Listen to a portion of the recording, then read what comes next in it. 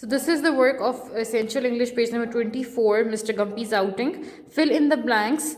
Mr. Gumpy went out in his dash, in his boat. The first to get in the boat were, सबसे पहले boat के अंदर कौन आया? Children.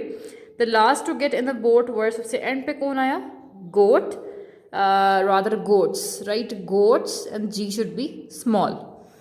Okay, when the boat tipped over, they all fell into the water. जब पानी से boat भर गई तो क्या हुआ?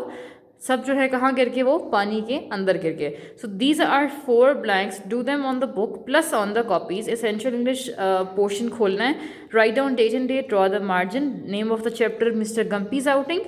Fill in the blanks and write these 4 blanks. I'm repeating. Open up the Essential English notebooks. Essential English section. Write down date and day. Margin, chapter's name, Mr. Gumpy's outing, and fill in the blanks and write these 4 blanks in your notebooks. Solve this in your book also, page number 24.